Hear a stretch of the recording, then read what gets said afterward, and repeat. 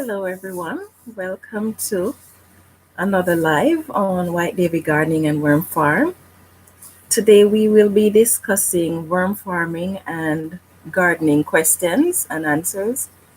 I have 7 questions that I will be asking, and you are free to ask questions as well. I don't know everything, but I will do my best to answer your questions. So today, the first question that we're going to be considering is worm farming and why it is important.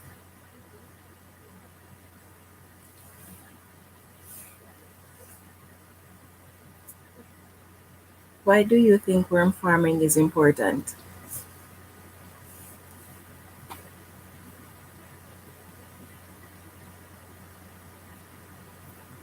Hi, Han. Thank you for joining me. So today we're discussing worm farming and gardening questions and answers. So you can feel free to ask questions, and I'll be asking a few myself. I'm doing pretty good. You?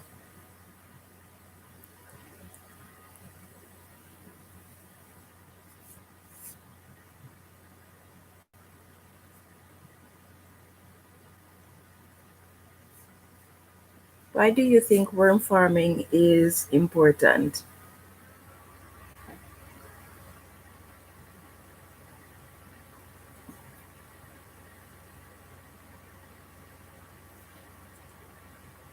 Worm farming to me is important because of the nutrients that the worms give to the soil, and the soil in turn provide that nutrients for plants to grow. It also reduces the need for us to be using harmful chemicals in our garden. Hi, Gail. Thank you for joining me today. We are discussing worm farming and gardening. So if you have questions about worm farming or gardening, feel free to ask. I will do my best to answer your questions, and I'll be asking 7 questions of my own. So the first question that I ask is why worm farming is important. And worm farming, it prevents you from having to be using a lot of harmful chemicals in your garden because it have pretty much most or all of the nutrients that the plants need. So you don't necessarily have to get harmful chemicals. And if you produce your own worm castings, then you don't have to go out and purchase it. So it's a lot cheaper to do your own worm farming.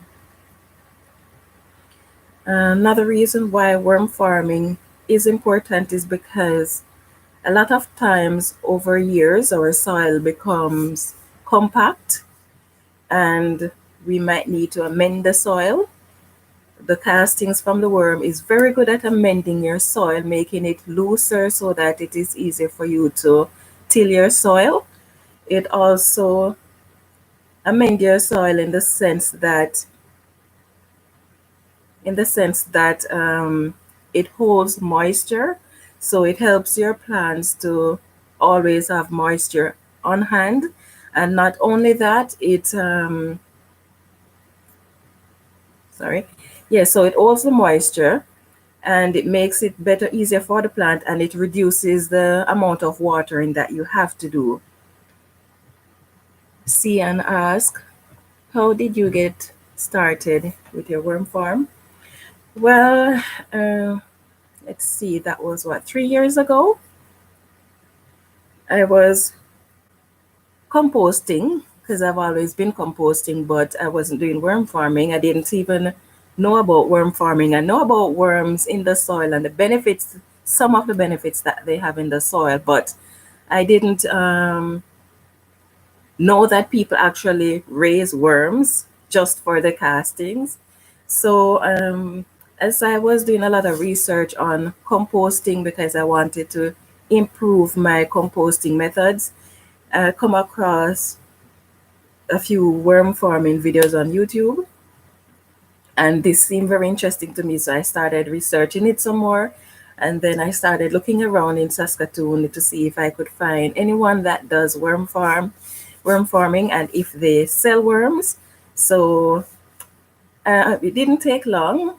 I found what one supplier in Saskatoon, and I was pretty happy that she had worms on hand. So I got from her, and that is where I got my start. Where do you buy your worms?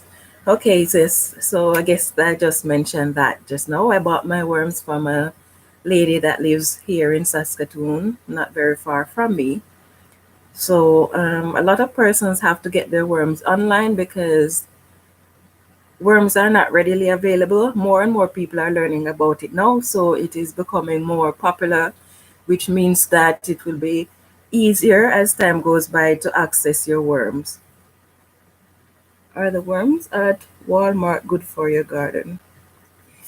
To be honest with you, I do not know what type of worms Walmart carries. I don't know if it is fishing worms. I don't know if it is composting worms. There are many different types of worms, and it depends on what worms they carry. Um, Red wigglers, which are the best composting worms in the sense that they reproduce very fast, which means that they're going to be eating very fast. They're small in body size, but because of their rate of reproduction, it makes them a faster composter than the average worms, even though they're small. For example, the European night crawlers, the Canadian night crawlers, the African night crawlers, these are much, much larger worms. They can be 5, 6 times larger than the red wigglers. And worms in general can eat half to their full body weight within a day. Sometimes they eat less than that, to be honest. But these larger worms don't reproduce as fast as the red wigglers. So that is why the red wigglers are actually the best composting worms to use. So you'd have to find out what type of worms Walmart carries. So if you're going to be composting, you're going to be looking at red wigglers, the European night crawlers, the Canadian night crawlers, African night crawlers, and the blue worms. There are other worms that does composting, but they are not as good as these worms that I just mentioned. The worms are for fishing. Okay, well, if they are fishing worms, most of the time these worms are good composters because most of the worms that they sell for fishing are among the nightcrawler species or red wigglers. I know sometimes they have these, what are they called? Uh, what are they called? Oh my goodness, I fish all the time and I can't remember them. But they are members of the beetle family, the larvae from the beetle family. I know that a lot of these worms, they can compost too, but they're not very good composters. They take a very long time to compost. They have red worms. Okay, excellent. Hi, Geothy. How are you? What do you think best to feed your worms? Okay, so to feed your worms, food scraps and your garden refuse are the best things to feed your worms. I and white gluten-free recipes. Yes, so your food scraps and your garden refuse. So the plants that is left over after you finish harvesting from your garden, these things are good. Your lawn clippings, your tree clippings. Of course, you don't want to put what you call the bark of the trees in there because it will take years for them to break down. Hi, gardening with joy. Right, so you don't want to put the bark or the trunk of the tree into your into your bin. It takes time. Expert in worm breeding. Not really an expert. I've only been doing it for 3 years, but kind of OCD in the sense that anything that I'm doing, I try to learn everything that I can. So I'm always doing experiment and trying to expand my knowledge, but I'm a far cry from being an expert. Very interesting topic. Thank you, Joy. Right. So we just look at why worm farming is important because of how it is able to amend your soil, retain water, and provide the nutrients that your plants need. It is said that your when you use worm castings, it even affect the taste of your produce in the sense that it makes it better than even when you use compost. I was trying to do an experiment on that, so I had two containers where I have two tomato plants, both planted the same time, same size, and one was planted in soil mixed with compost and one was with soil mixed with castings. But unfortunately, the growing season was too short, so I wasn't able to draw a conclusion from that. So I'm going to be redoing that experiment.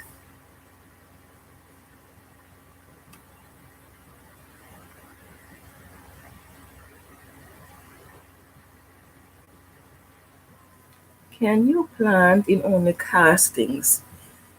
It is not recommended for seedlings, yes, but you want to have a bit of soil because there are some trace minerals that cannot be found in compost and in worm castings. You can only get them from soil. So you would want to have a bit of soil in your mix because some trace minerals are not found in worm castings that are found in the soil. And one of the good thing about worm casting also is that it slowly releases its nutrients and you don't have to use a large amount of it. You're welcome, Han White. I think I'm going to be disturbed at the moment. I hear my little boy coming down the stairs. What to do when you have kids, eh? Where's Daddy? How long do you store it for? Daddy's at work, baby. I am working at the moment, so if you can be quiet, I'd be happy unless you need something. How long can you store castings for? Okay, good question. Castings can last for 3 years. After 3 years, the nutrients is very well depleted. It is still good. You can, in the sense that you can put it in your soil, but the nutritional value of it will not be as good. So it is recommended that you keep your castings for 3 years. It is also a good idea if you're going to have casting for a long period of time that you occasionally moisten your castings. And the reason that you want to do that is because the moisture will help to keep the microbes in your castings alive and growing. The microbes, they are very important because most of the benefits that you get from the worm castings actually comes from the microbes. It is the microbes that breaks down the food scraps. Son, can you go upstairs and watch your videos? Me. Yeah, you know we don't like to show ourselves on camera. And your dad will be mad if he sees you on the camera. So go. Thank you. Me. Come, go. Go and watch. Go. Come, go back to school. Me. Right. So as I was saying, the microbes is what actually breaks down your food scraps for your worms, and they are very beneficial for your plants as well. Anthony, you're being a bad boy. Go upstairs now, please.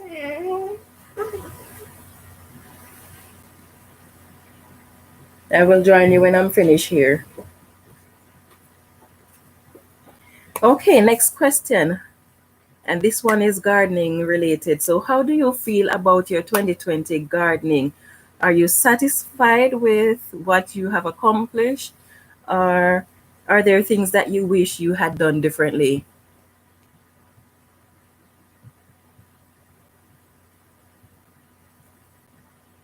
There is one thing that I wish, well, there might be a few things that I wish I'd done differently in my gardening. Um, One of the things that I did this year, for the first time since I've been in Canada, I grew a lot of the cruciferous plants, cabbage, kales, broccoli, stuff like that. And I'm not accustomed to growing them in this country. And I find that I face some challenges that I'm not accustomed to in Jamaica. Well, I didn't grow a lot of them in Jamaica, but when I was growing it, I didn't have a lot of these problems, bugs. Um, so I planted all of these cruciferous plants together, and it resulted in it make it, planting all of these cruciferous plants together make it easy for the bugs to find it. You have to interplant other plants. That makes it a bit of a challenge for the bugs to find, and you cannot plant them in the same location all the time, because what is going to happen is that bugs maintain the memory of where they find food source. So if you plant the same thing in the same location all the time and you have a bug infestation, the bugs are going to come back to that same location the following year, and so they are going to decimate your crops. So next time I'm planting my cruciferous plants, I'm not going to be planting all of them together. And if I plant them all together, I'm going to be interplanting them with other plants that repels the type of insects that affects these cruciferous plants. Okay, I'm satisfied in some sense. What is your favorite thing to grow? Callaloo. I love to grow callaloo because I like to eat it. Callaloo is the same thing as amaranth, so most persons might know it as amaranth, and there are many species of it. So carrots, tomato, and amaranth, those are my favorite stuff to grow, and cucumbers. I planted peas and they didn't do well. Yes, I planted broad beans and oh, the cutworms first started to decimate the crop, and then other insects started to affect it. And for some reasons, even those that weren't affected by insects and the cutworm, they just, excuse me, they just did not do well. I'm not sure what the reason is, so I'm going to have to research that. Mine is kale. Okay. My peas didn't make it either. Yes, I don't know. I don't know. My neighbor, she had a bumper crop of peas and beans, enough that she could share with us and some of her friends. So I don't know, but she's been doing it for years. I haven't been growing peas since I've been here in Canada. So, and then there are a lot of different type of peas and beans that I try to grow that I'm not very familiar with. Usually in Jamaica, the only beans that I think of growing is the red kidney beans and the Jerusalem peas and stuff like that, but and the cowpeas and the broad beans. But outside of that, I don't have much experience with them. In Jamaica, when I planted these things, I just put them in the ground, water them until they germinate. I did nothing else to them after that, and they just stay there and grow. I make sure that I planted the beans where they trellis onto trees or fencing and stuff like that. So I didn't have to do anything to maintain them. I didn't have to worry about bugs and stuff like that. But here it is different. It is a challenge. So I'm going to have to look into what is required to grow them to get the most out of it. Tomatoes too. I like planting them. I plant broad beans and they did well. Nice. My broad beans did not do well at all. And the broad beans that I bought, I am not familiar with them. They're very thick and they have a split in them. And I'm not familiar with that type of broad beans. So, but they did produce, but not enough where it could give me more than one eating for myself alone. So I just have the seeds there. So I'm going to be planting them next year rather than cooking them. My favorite thing to grow is zucchini because I like to eat it. I love growing kale also. Yes, I had the same broad beans. Okay. Um, for zucchini, this was the first year that I planted it, and as Unwhite told me that maybe I allowed it to grow too large, but I didn't really know when to harvest it, so I just let it keep growing until I was actually waiting to see the stem start to dry off to know that I can harvest it. But even that didn't happen, and the zucchinis, I got three of them. I had two plants and I got three zucchinis, and they were very large. One of them was almost 20 inches long, but uh, I still have them in the fridge, to be honest. I used a part of the first one that I harvested, but I don't know. I don't know what to do with it, so I'm going to be making bread. I think that's what Unwide said I'm to do with it. Let's see. What is your growing zone in Canada? I am in Saskatchewan, and it is zone 3B where I am. I plant marigolds flowers with my plants and they run off a lot of bugs.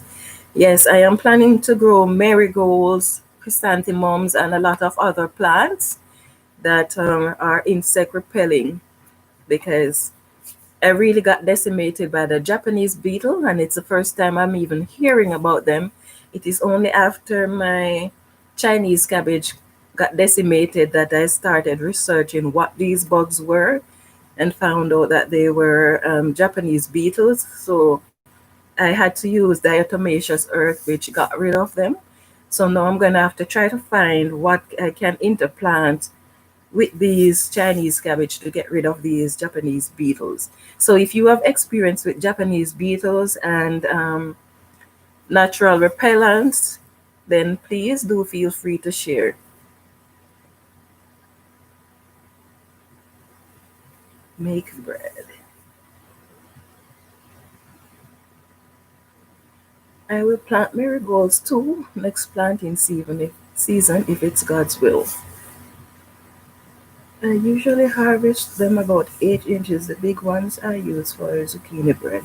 Oh, nice, interesting. 8 inches, eh? Hmm. I mean, I made mine grow way, way, way too big.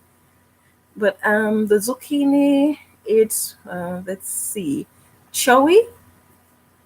I don't know if you're familiar with that term, but I don't like the texture of the zucchini, so I don't think I will be growing it next year.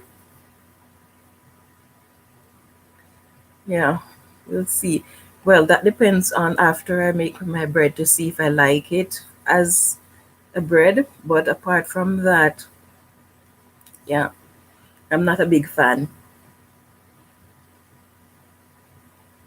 Okay, so next question.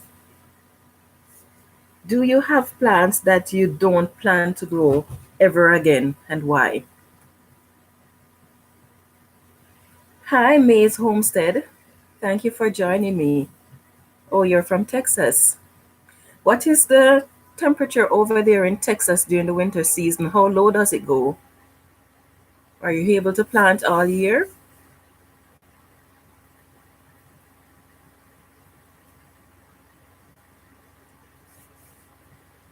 Yeah, so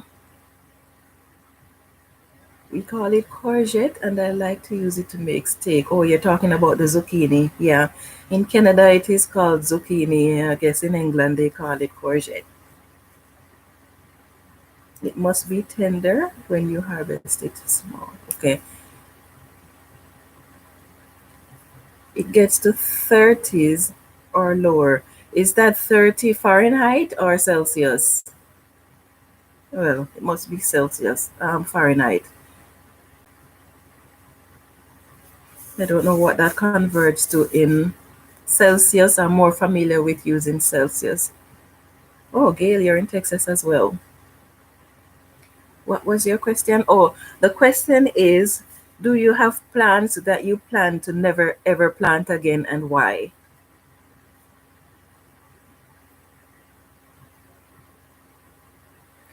For me, is there anything I wouldn't plant again? I don't know. Cabbage. Why wouldn't you plant cabbage again, Han White? For me, I think it is the zucchini. I'm not a fan. It's the texture of it. So even irrespective of how small or large I allow it to grow, the texture of it is not something I like, which is why I don't grow those pumpkins that they use for Halloween. Yeah, I've tried one all the years because we don't grow those in Jamaica, as far as I know, that is. Um, so I was always curious about it, what the texture is like.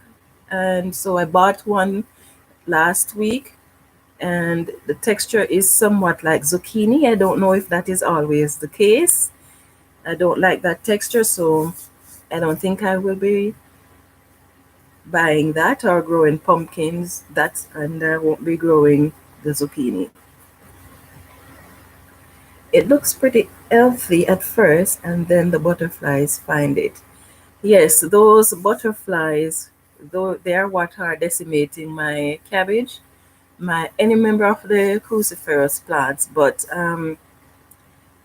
you can use things if you plant plants that are going to grow taller than your cruciferous plants, then that will help to hide your cabbage and stuff like that from the bugs. You can also use certain types of mesh to cover it over to prevent the bugs from getting in. You can use parsley, chrysanthemum, and other plants as well to repel these butterflies that affect the members of the cruciferous plants.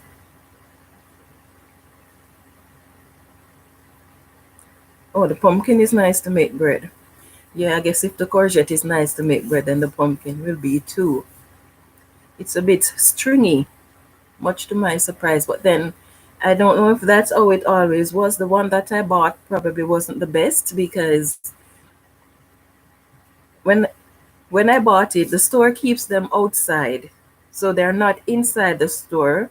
They're just on the front on the outside front of the store, which means that when you buy them they're frozen. And when I bought it, I wasn't thinking about that. Came home and put it down, and I noticed that it starts to get soft. So the bad thing about that is that you don't know if it is a good one you're getting or a bad one because it is frozen everything, so you can't tell. Anyway, I won't be growing that. Okay, now what will you do differently in your garden next year?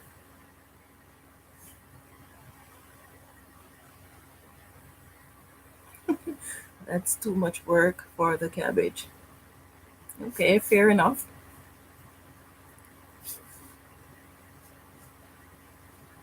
What will you do differently in your garden for next spring? For next spring, I'm going to be doing a lot more interplanting with a view to repel uh, bugs. There are good bugs and there are bad bugs. Some bugs will actually help to get rid of the bad ones, and some bugs are just annoying in your garden. So I'll be doing more interplanting with a view to control bugs infestation. Um, I will be making sure that my garden is far more organized this year or next year, that is. What else? I'm trying to get my garden to a point where I can do far less watering. So for next year, I'm going to be increasing the amount of organic material that I have in my garden as compost and castings so that I can save on water because here in Saskatchewan, it's a very some people say it's humid, but coming from Jamaica, Saskatchewan is nothing near humid for me. It is dry, and it is so dry that when you step outside in the winter and you take a breath, you don't even have to take a deep breath and you're gasping for air. It is terrible because temperatures can go down as low as -50 without wind chill. It can go to -60 something with the wind chill. So it is terrible here. And even in the summer, it is still humid, and so you constantly find that your skin is drying out, um, your throat is drying out, you get nosebleeds at nights in the winter because it is just dry here. When you plant your stuff and you water it, usually you can water your plants once per week, give it a good water, and you're good to go. That is not the case here. It dries out very quickly. So one of the things that I'll be doing differently next year is to increase the organic material in my garden so that I can retain more moisture. Let's see. I will plant less sweet peppers. Okay. Well, I haven't had much fortune with sweet peppers in the last 2 years that I've tried to grow them. I didn't try to grow them prior to that, but this year wasn't bad. I can say I saw improvement in my sweet peppers, but we had an early frost, -8 in August at that, not even September, and that killed my sweet peppers. So we'll see how that goes. I will plant more chili and the Scotch bonnet peppers. Yes, I do plan to plant Scotch bonnet peppers. I tried with it this year but failed because Scotch bonnet requires 6 months. Hot pepper in a whole requires 6 months. And our growing season here is 3 to 4 months. So to get Scotch bonnet, I would have to start it very early before the growing season and use other methods. As you may have seen in one of my previous videos, that I created a framing that I'm going to be putting plastic over to help to extend the growing season on my peppers. It's it's me, Mario. Hi Mario, welcome to the show. We are discussing worm farming and gardening, question and answer. So you can feel free to ask question, and I'll be asking some as well. Where are you guys from? I'm from Saskatchewan, Saskatoon. Where are you from? Yes, Joy, it is very cold here. One friend of ours who was born here said this place is fit only for you to send hardened criminals here because it would be a good punishment for them. And if he was born here, he spent his whole life here, and that's his view. I'm wondering what is it that I am doing here? But people will tell you how cold it is here. And when we were coming here, a friend of ours who have never been here, but she's been to Canada, she says, "Oh, Saskatchewan, if you're going there, go and lock yourself into a freezer. And when you come out, know that that is a warm day." So when she told us that, we're thinking, oh, that is cold.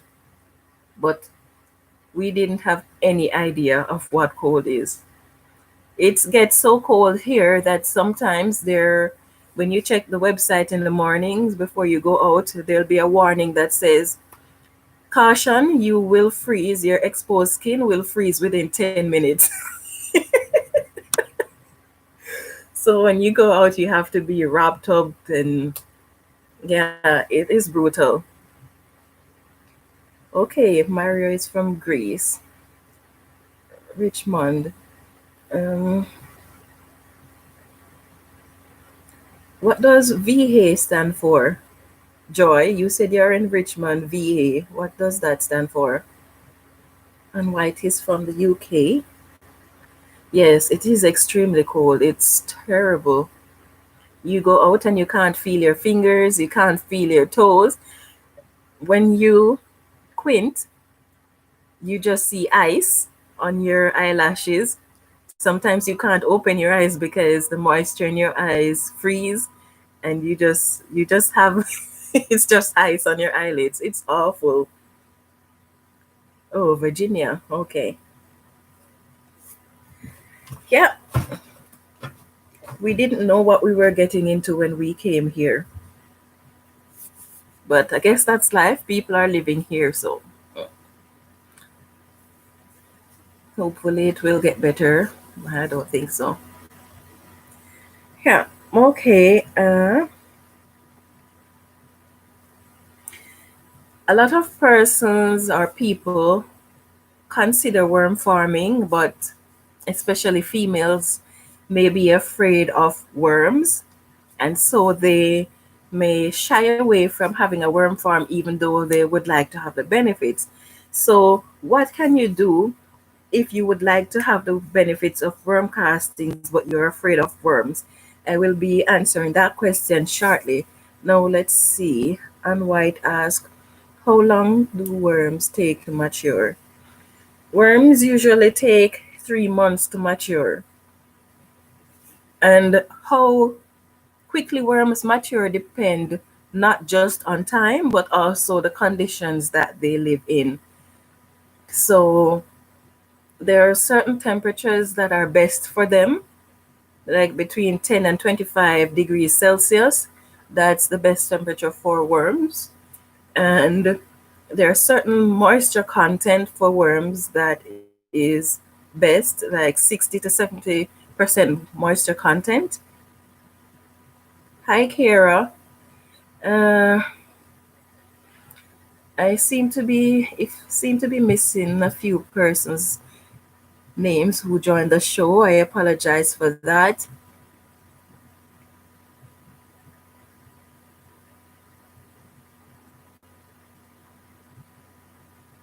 Being that cold, no wonder peppers are a challenge. Indeed, certainly is. I'm going back to work now. Enjoy your day. Okay, thank you, Joy. Have a wonderful day. Yes, so worms take 3 months to mature. There are times when they mature faster than that. If the conditions that they're living in is ideal, they can mature faster than 3 months, but they take an average of 3 months to mature. Now, to address the question of what can you do to benefit from worm castings if you're afraid of worms? Uh, you can purchase castings if they're available in your local. But if you would like to have your own worms but you're afraid of them, what you can do is create worm towers in your garden. So you can get buckets with covers, or you can get large PVC pipes like 6 inches pipe or 5 inch pipe or 4 inch pipes, and you make it 2 feet tall. You leave a portion of it like 6 inches sticking out of the ground. You want to have a cover for that pipe though, because you don't want a lot of rain getting in there and you don't want a lot of flies and stuff like that getting in there. You can get buckets, large or small, does not matter. You're going to need a cover for that as well. Bore holes large enough for your worms to get in, the worms that are in your soil currently. Bore holes in the containers. You want to bore holes in the bottom for drainage. You want to bore holes all the way around the sides, different heights. What that does is create a lot of holes for worms to get in and a lot of holes for them to get out. The worms, you're gonna put food scraps in the bucket. So that is what the cover is for.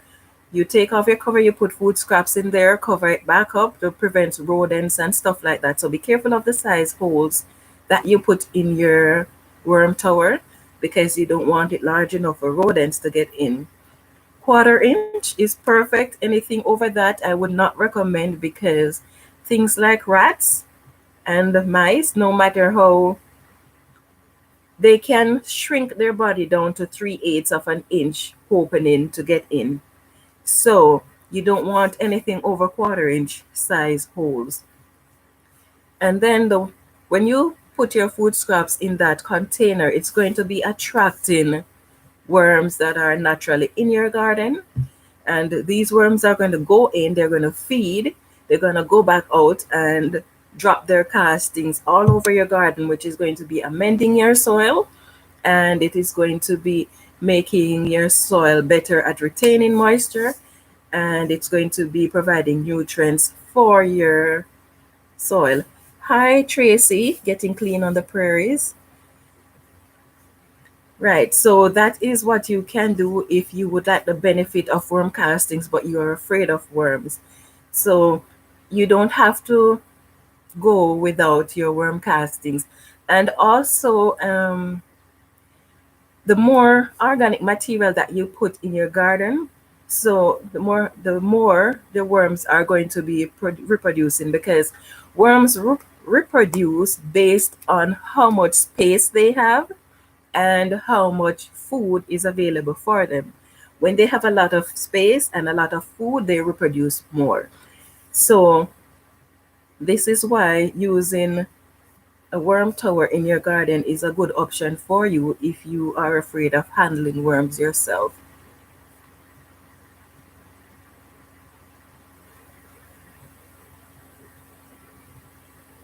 Okay, you can put fake snake in your outdoor container as well, and this will help keep rodents out. Oh, interesting. Love this topic. Thank you, May. Wish I didn't have to go. Me too. Okay, I feed my worms every 2 days. Nice. If you have the produce and you have the space, then yes, you can go ahead feed your worms often. You are welcome. Have a lovely day. Okay. Yes. So if you have the space, because a lot of time persons will tell you that they don't have space in their house to keep worms, and the worms cannot stay outdoors. Now, here is something that is interesting. There are some worms like the red wigglers that cannot survive in temperatures below 5 degrees Celsius. They will die, but their eggs are you can freeze their eggs, and once the egg thaw and the temperature around the eggs become what's the right word now? Once the temperature for around the egg is the temperature where the eggs can hatch, those eggs that were frozen will hatch. So you can put your red wrigglers, your night crawlers in your garden. Some of them will freeze, the red wrigglers will freeze, but the eggs will survive, so you can always have worms in your garden.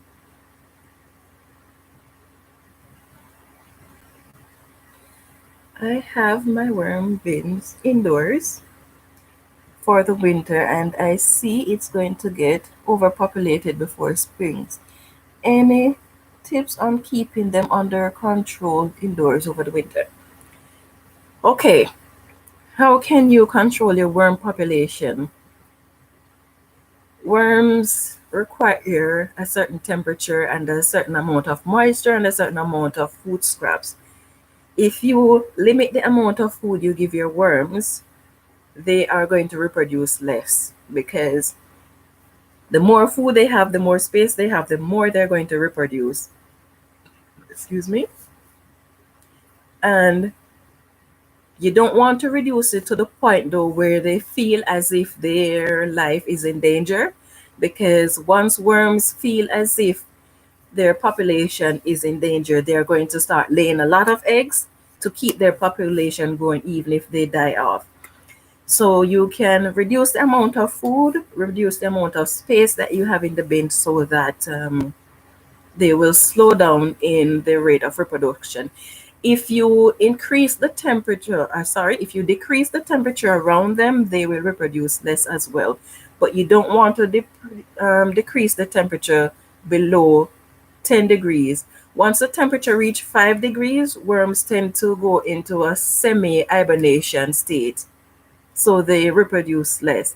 So that's what you can do. You can just reduce the temperature to something just below 10 degrees, but yeah, so that they will slow down.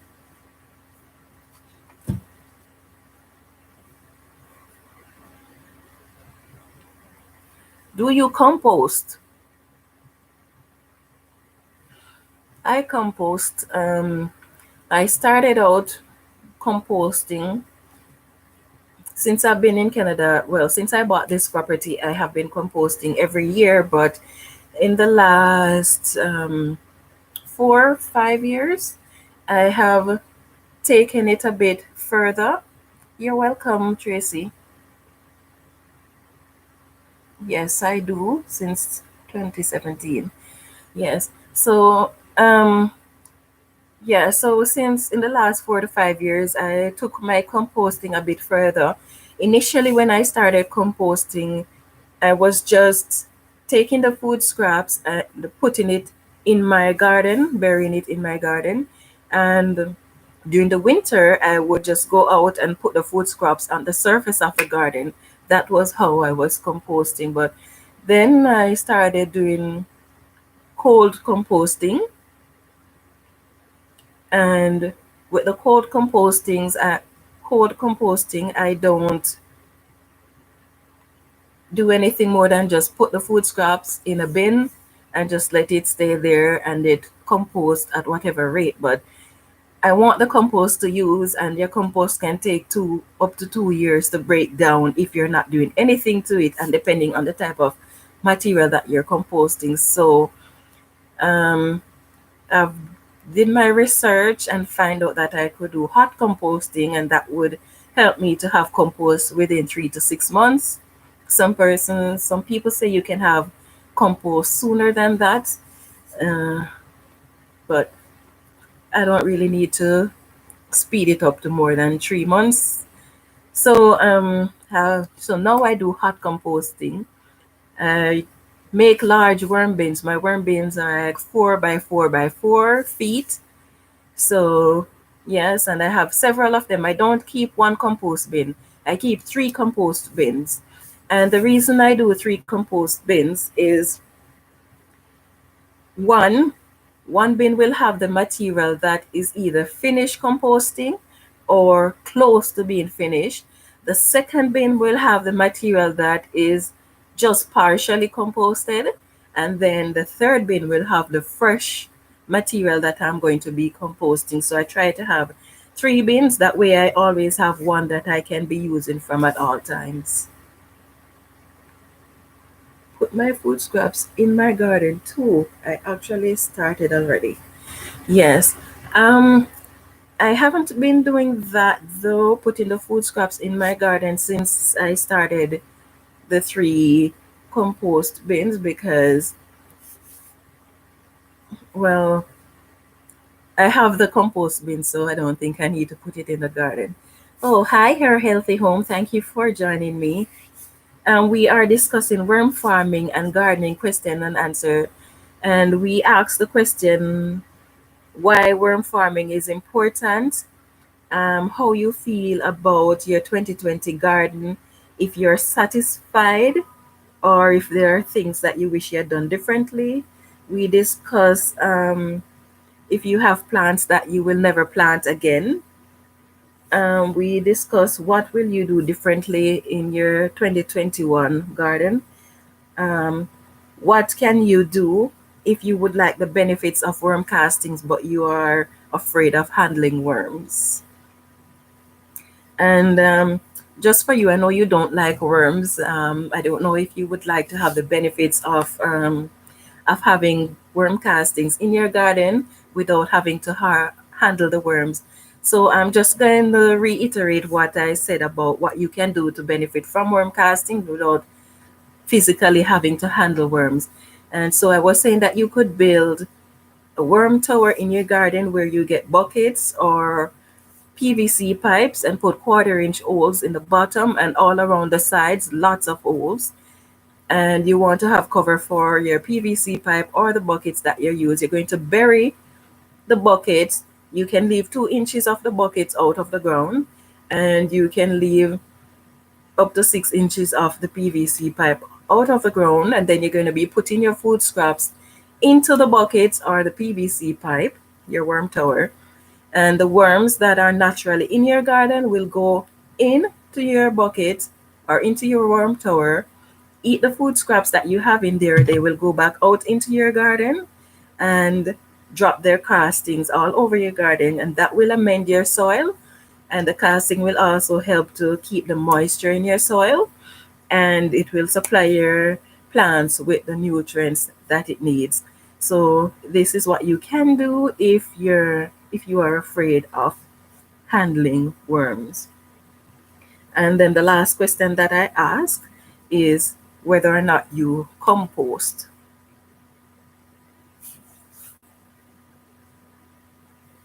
Now, what type of composting do you do? Do you hot compost or do you do cold composting?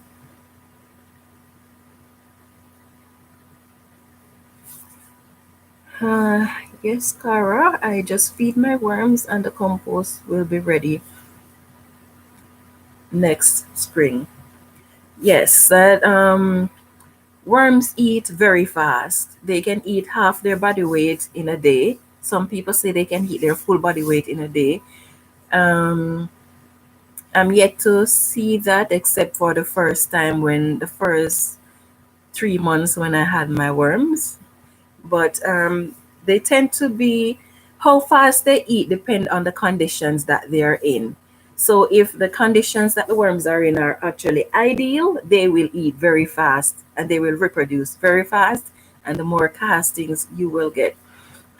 Another question that a lot of persons might have is how long does it take worms to produce castings after you start your worm bin?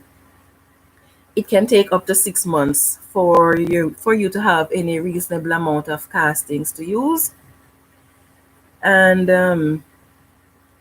after the 6 months, however, you can start having harvesting castings like every month or every 2 months or every 3 months. But for initially, it takes roughly 6 months before you are able to harvest enough castings to use. But that also depends on how many worms you started off with and how often you feed them. But you don't want to overfeed them with the aim of getting them to produce more or to reproduce more. Because if you overfeed them, then you can end up with things like fruit flies and other insects. So you don't want, and you can end up with what is that called?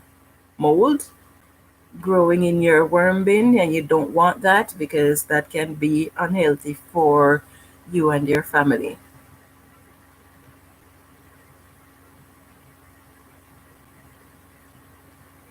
And White, what time does school begin? Your class?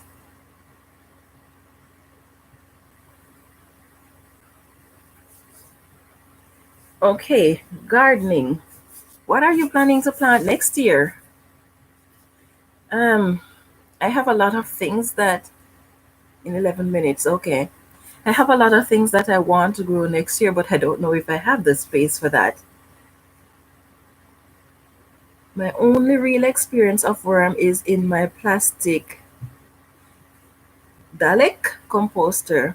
I have always attracted loads of worms to it, so I think it counts as a wormery. Yes, that counts as a wormery. It doesn't matter whether or not you put the worms in there or the worms find it themselves. As long as the worms are going in and eating the food and making you castings, that is a wormy. So that's nice that you are able to attract a lot of worms. Let's see. Yes, I was talking about what I want to grow next year. I have so many different things because so many things that I want to grow, but then I'm concerned about space. So I'm looking into what I can interplant to maximize my space, but at the same time, I have to try to make sure that I don't overcrowd my garden. I don't really have a lot of growing space. Well, that depends on what a lot of growing space is. Because for me, I would say it is small, and for some, they will tell me that I have a lot. I have about 500 square foot of growing space. I don't know if that is considered a lot. And especially here in Saskatchewan, where you only have 3 to 4 months to grow. So, what that means, because you only have 3 to 4 months, you can only plant one crop. So you can't plant and then you can't do succession planting unless you're growing things like lettuce that you can have within 6 weeks or something to that extent. But outside of things like lettuce, you can't really do succession planting much. So even though it is 500 square foot, it is considered small because you can't get a lot out of it. You've got a lot. Yeah. Well, what can you do if your growing space is small and you would like to plant more? This is a question that a lot of persons struggle with because there's only so much space that you can plant. But the best thing that you can do if you find that you have limited growing space and you'd like to plant more is to do vertical gardening. So things like your pumpkin, your squash, your cucumbers, anything that is viney, anything that grows on a vine, you trellis those. That way you are allowing yourself to have more space on the ground. Your melons, stuff like that. Put them on a trellis, let them grow upwards. That will give you more space to plant more stuff on the ground. You can plant in buckets, and not only that, you can build a tier garden. So by tier garden, you could put, say you have a 5 gallon bucket and you have plants in that. You can create a stand that goes above that 5 gallon bucket that you're growing smaller stuff over, something that won't prevent the sun from reaching the plants that you have below. But then you could grow things like herbs in a stand that is put over that 5 gallon bucket. So you can build. I don't know if you're familiar with my tiered wormery that I have outdoors. So I have on the ground, I have one worm bin, and then above that, I have another worm bin. And so that is a tiered system that I use for my wormery. You can use a similar method for your garden. Create tier system where you have plants growing above plants, and you can go up as high as you're able to reach with your hand. That will help you to grow more in less space.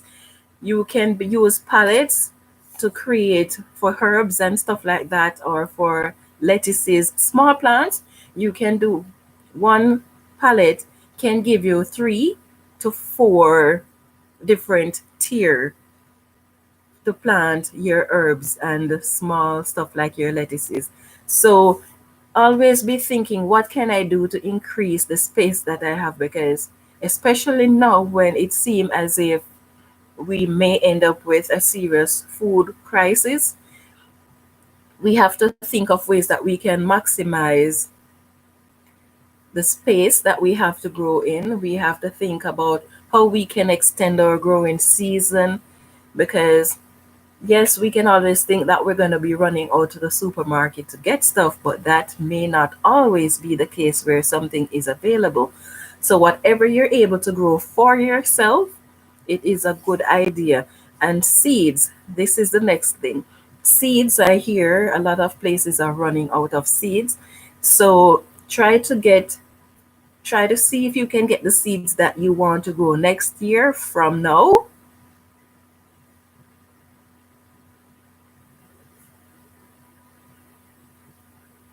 Yes, it is called vertical gardening. Yes. So try to get the seeds. So this is what you plan what you want to grow from now. Of course, later on you might come up with other things that you want to grow in the spring. But for now, think of all the things that you can think of that you want to grow now. Try to get those seeds or bulbs or whatever cuttings. Try to get those now so that you don't run out. If you have extra, you can always share it with people around you who needs it. When you harvest stuff, try to see if you can save your own seeds. Um, and that will help as well. Okay, we're almost close to an hour. Now,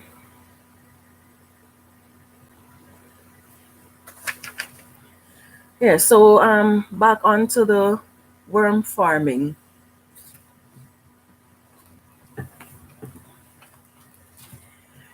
You can raise your own worms. You can buy your castings if it is not available. Raising your own worms, however, work out better because casting is not really cheap. Um, and the compost is not cheap either. Fortunately for me, it is readily available here in Saskatchewan, but that's not the case for the vast majority. So raise your own worms if you can, and that will help you with your gardening. Because one of the things that I like about worm far worm farming is that the casting that I produce prevents me from having to use a lot of harmful chemicals in my garden. And buying fertilizers and compost and stuff like that can be pretty expensive. So if you can make your own compost or if you can make your own worm castings, by all means, go ahead. If you have questions about worm farming, you can always shoot me an email. I will be happy to answer your question about it. I am no expert, but I do know a little bit. So whatever I know, I am willing to share with you. So I think we have come to the end of this live. Thank you all for joining me. I hope that you were able to benefit one way or another from this live. Um, Please be supportive of each other if you can.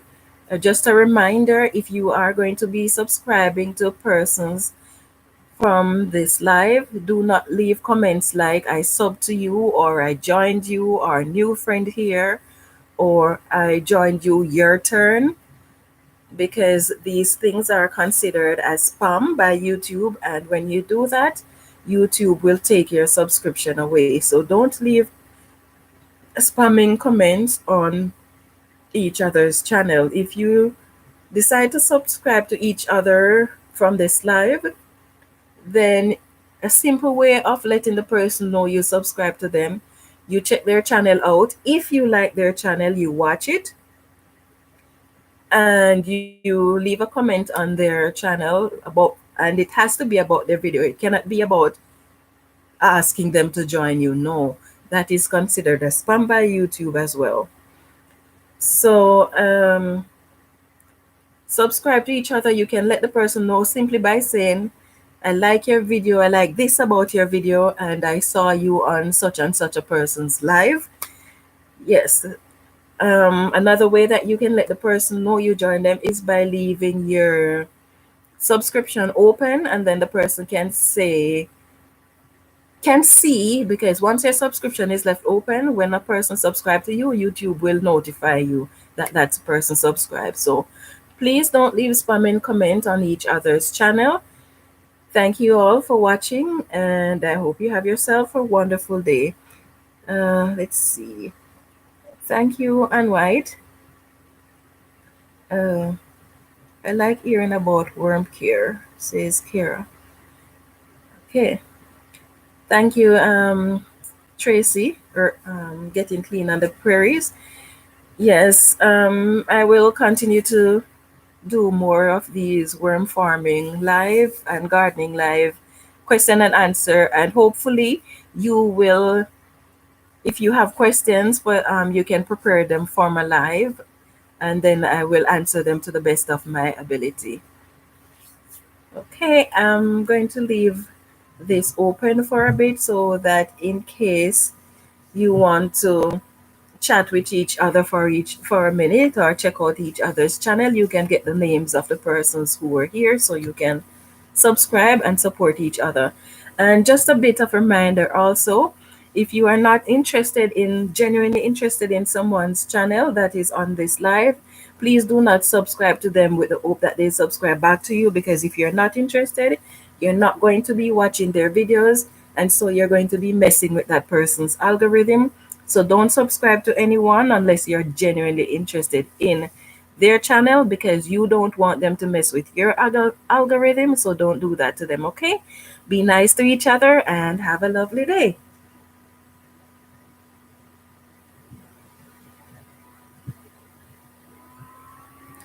Oh, hi, Pit Stop. I'm sorry you catch me just as I was about to close. We were talking about worm farming and stuff like that, but I'll be doing another live next week, so hopefully you'll be able to join me then. Stay safe for now.